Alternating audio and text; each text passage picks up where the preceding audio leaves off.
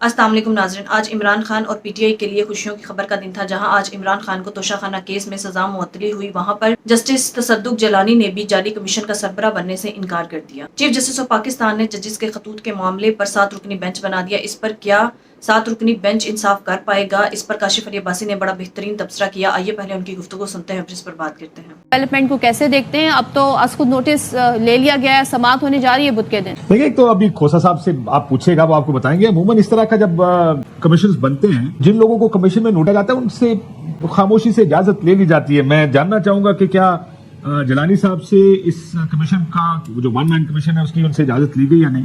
لیکن دیکھیں، یہ کمیشن بنا کیوں تھا؟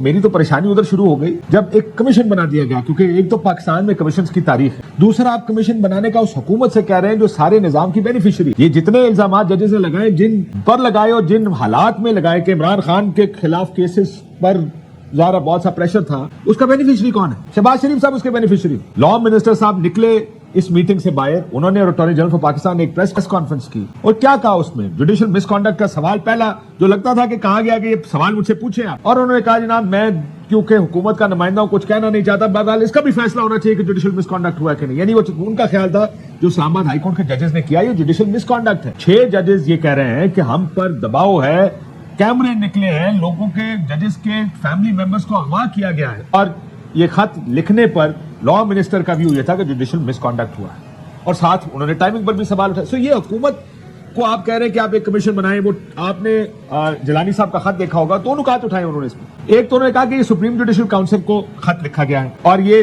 جو پروپرائٹی ہے نا، جو عدلیہ کا جو طریقہ کار ہے اس کے منافی ہے، مجھے یہ کمیشن میں نہیں ہونا چاہیے، یہ میں نہیں بننا چاہوں گا، اس معاملے کو انکوائر نہیں کرنا چاہیے۔ ساتھ اگلے پیراگراف میں انہوں نے لکھا کہ جو ٹرمز آف ریفرنس انکوائری کے لیے وہ اسٹرکٹلی جو سبجیکٹ میٹر ہے خط کا اس سے مطابقت نہیں رکھتے۔ یہ ٹی او آرز کس نے بنائے؟ حکومت نے۔ تو جو ٹی او آرز بھی بنائے گئے وہ بھی اس خط سے مطابقت نہیں رکھتے جو ان ججز نے خط لکھا تھا۔ تو حکومت تو آپ کو پہلے دن سے آپ کو نیت پتہ ہونی چاہیے، پتہ ہونا چاہیے وہ بینیفیشری ہیں، اور اب ایک ایک کر کے آپ کے سامنے چاہے وہ پریس کانفرنس ہو یا یہ خط ہو، آپ کو یہ بھی پتا ہے کہ حکومت اس کام کو کے پر سیریس نہیں ہونی تھی۔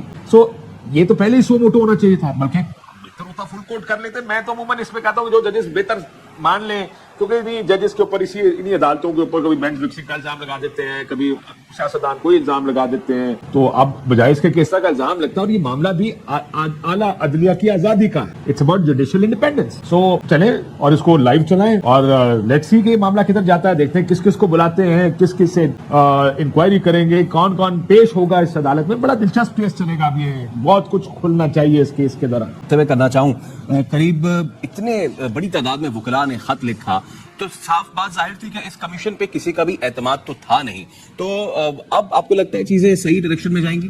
دیکھیں یہ تو اب حالات چلیں گے سامنے تو ہمیں پتہ چلے گا کہ کس ڈائریکشن میں جائیں گی، کس طرح چلایا جاتا کیس۔ اس لیے میں نے کہا اس کی لائیو پروسیڈنگز ہونی چاہیے۔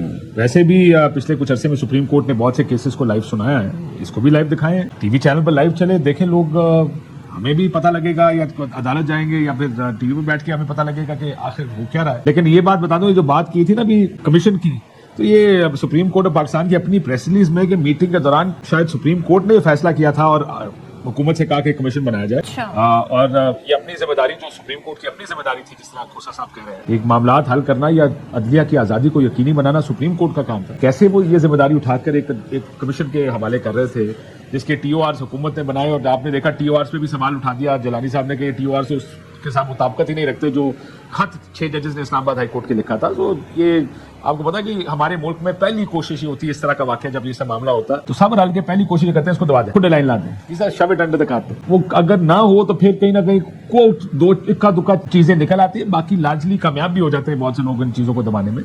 دوسرا یہ بھی انہوں نے ایموشنل آؤٹ برسٹ کہا تھا شوکت صدیقی صاحب، 6 جو ججز نے خط لکھا ہے، اس سے پہلے بھی شاید میں ابھی تھوڑی دیر پہلے ہم لائیو تھے تو گھومن صاحب نے بھی اس طرح کا کہا تھا کہ اس میں فرق ہے، میرا خیال ہے فرق نہیں ہے، تقریباً ایک چیز ہے، ہو سکتا ہے بڑی سنگین الزامات گھومن صاحب یہ معافی چاہتا ہوں، یہ شوکت صدیقی صاحب نے بھی لگائے تھے کہ بینچ کس طرح بنائے جاتے تھے اور کیا کہا جاتا تھا اور ان کے گھر میں کون کون آئے گا، اس سے زیادہ اور سنگین الزامات کوئی کیا لگائے گا۔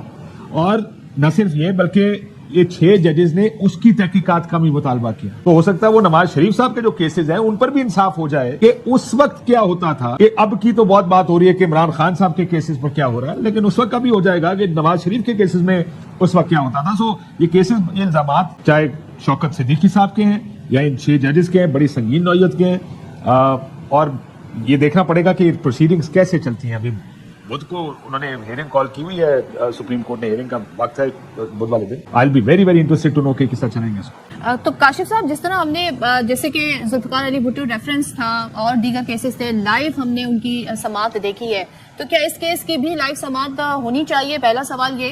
دوسرے, جو کمیشن کے اعلان سے پہلے جو بڑی اہم میٹنگ ہوئی وزیر اعظم اور چیف جسٹس کے درمیان, تاثر اس سے یہ گیا, جو حکومت نے ایک تاثر بھی بنانے کی کوشش کی کہ یہ مشترکہ متفقہ طور پہ یہ طے ہو گیا ہے کہ کمیشن بنے گا. پھر کیا ہوا, وہ کیا چیز تھی جس کی وجہ سے آج چیف جسٹس کو اس کو نوٹس لینا پڑا؟ دیکھیں, ایک تو لائیو بالکل ہونی چاہیے سماعت, سب کو پتا چلے کہ سپریم کورٹ میں کیا ہوگا اور ہوتا کیا ہے اصل میں. یعنی یہ جو الزامات ہیں, اسلام آباد ہائی کورٹ ججز وہ آئیں اور اپنے وکیل پیش کریں یا خود پیش اور ثابت کریں اور بتائیں کہ ان کے ساتھ کیا ہوتا ہے. تو بالکل یہ لائیو ہونا چاہیے. لیکن مشترکہ طے ہو گیا. دیکھیں, کئی دفعہ یہ سوچا لوگ ریاکشنز اینٹیسپیٹ کرتے ہیں کہ کیا ہوگا. میرا خیال ہے جو ریاکشن آیا ہے وہ ان ایکول اور بڑا اپوزٹ ریاکشن آیا جب ایک کمیشن بنایا گیا, کہ آپ نے جیسے پہلے بھی ہم بات کر رہے ہیں کہ حکومت کے حوالے کر دیا ججز کی آزادی کو. ان کی کمپلینز ہیں ہی حکومت کے خلاف, یا ایگزیکٹو کی برانچ کے نیچے ہیں انٹیلیجنس ایجنسیز. حکومت خود بڑی بینیفیشری ہے. حکومت کے وزیر قانون کا میں آپ کو پہلے بھی بتا چکا کہ وہ کیا کیا کہا انہوں نے پریس کانفرنس میں اس ملاقات کے بعد. جوڈیشل ان 6 ججز کا مس کانڈکٹ کی بات کی انہوں نے. سو مجھے میری سمجھ سے بات ہے کہ آخر یہ ہوا کیسے.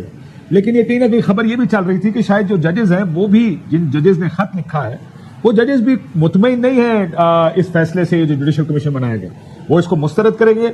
اور یہ بھی کہیں نہ کہیں خبر تھی کہ شاید ایک پٹیشن آ جائے ان کی جانب سے سپریم کورٹ آف پاکستان. تو یہ بھی ایک پریشر ہو سکتا ہے کہ اس طرح کی خبریں چل رہی تھی کہ جو ہائی کورٹ کے ججز ہیں دے آر ناٹ کو زیادہ اتنے مطمئن نہیں ہے جس طریقے سے یہ کام چلایا گیا. لیکن سب سے بڑا مسئلہ مجھے تو پریشانی اس بات سے تھی کہ ایک فل کورٹ کی میٹنگ ہوئی اور آپ نے وزیر اعظم سے ملاقات کر لی اگلے دن, اور یہ امپریشن دیا گیا, اور شاید یہ امپریشن ٹھیک بھی ہو کہ سارے ججز کا خیال ہے کہ ملاقات ٹھیک ہے. یہ تو اس میں لکھا ہے جو اعلامیہ سپریم کورٹ کا ہمارے سامنے ہے کہ یہ کہا گیا, اس میٹنگ میں فیصلہ کیا گیا کہ ملاقات کرنی پرائم منسٹر پاکستان سے. Consensus was developed amongst the majority of the members of the full court. ایک اکثریت کے اندر ایک کنسنسس ڈیولپ کیا گیا کہ حالات میں وزیر اعظم پاکستان سے ملاقات ہونی چاہیے. اگر آپ کا یہ خیال, اگر یہ اکثریت کہہ رہی تھی کہ وزیر اعظم سے ملاقات ہونی چاہیے, پھر اسے پیچھے ہٹنے کی کیا ضرورت ہے؟ اسی میں لکھا گیا کہ اس وقت کمیشن بنانے کی بات کی, پھر سو موٹو لینے کی کیا ضرورت ہے؟ میرا خیال ہے وہ جو ریاکشن آیا ہے وہ ریاکشن کو بھی اینٹیسپیٹ نہیں کر رہے تھے. ہو سکتا ہے اینٹیسپیٹڈ اسلام آباد ہائی کورٹ کے ججز کا ریاکشن اپنی جگہ وہ بھی ہوگا, لیکن جو خط لکھا گیا تھا 6 ججز کی جانب سے, آپ کو یاد ہوگا انہوں نے ایک جوڈیشل اس کی بھی بات کی ہے کہ ایک سارے ججز کو اکٹھا کریں. ہو سکتا ہے اس طرح کی سٹوریز اور ججز کی بھی ہو.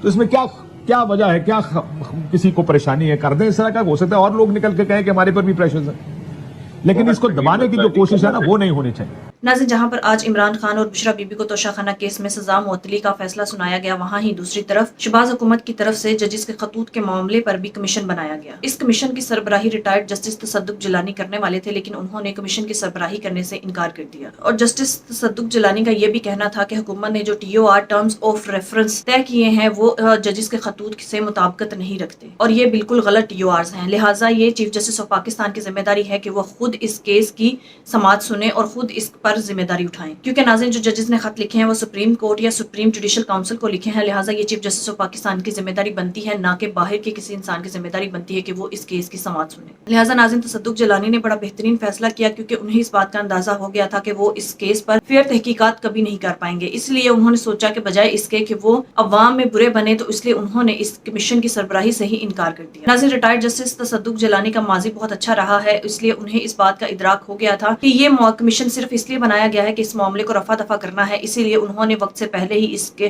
کمیشن کی سربراہی سے معذرت کر لی. اب چیف جسٹس آف پاکستان نے 7 رکنی بینچ بنا دیا ہے. یہ 7 رکنی بینچ ججز کے خطوط کے معاملے پر کیس کی سماعت سنے گا. چیف جسٹس آف پاکستان جس طرح پہلے بھی لائیو کیسز کی سماعت سنا کرتے ہیں, اب انہیں چاہیے کہ اس کیس کی سماعت بھی لائیو چلائیں, تاکہ پوری قوم کو پتا ہو کہ اس کیس کی پروسیڈنگز کس طرح کی گئی ہے. ناظرین, جہاں پر اس کیس پر 7 رکنی بینچ بنایا گیا ہے, یہاں پر فل کورٹ بینچ بھی بن سکتا تھا. سپریم کورٹ کے تمام ججز کو اس کیس کی سماعت سننی چاہیے تھی, کیونکہ یہ بہت بڑا کیس ہے. یہ پاکستان کی تاریخ کا سب سے منفرد کیس ہے جس میں کھل کر ججز نے اتنے بڑے الزامات لگائے ہیں, کیونکہ اگر اس میں فل کورٹ بینچ کیس کی سماعت سنتا تو پھر اس پر فیئر تحقیقات ہو سکتی تھی اور بہتر نتائج سامنے آ سکتے تھے. بہرحال ناظرین, لیکن پھر بھی چیف جسٹس آف پاکستان نے شاید اپنے ہم خیال जजिस को इस केस की समाअत के लिए चुना है और वो इस केस की जिम्मेदारी उठाने के लिए तैयार तो हुए हैं कि वो इस केस की समाअत खुद सुनेंगे। लेकिन नाज़रीन, जिस तरह से chief justice of Pakistan justice काजी फाइज ईसा को अपने पहले फैसलों की पर अवाम की तरफ से बड़ी तनकीद का सामना करना पड़ता रहा है, लेकिन अब ये देखते हैं कि इस केस की समाअत पर क्या अवाम इन पर क्या रद्द अमल देती है। नाज़रीन, आपकी इस बारे में क्या राय है, कमेंट में ज़रूर बताइएगा। अगली वीडियो में मिलते हैं, तब तक के लिए अल्लाह हाफ़िज़।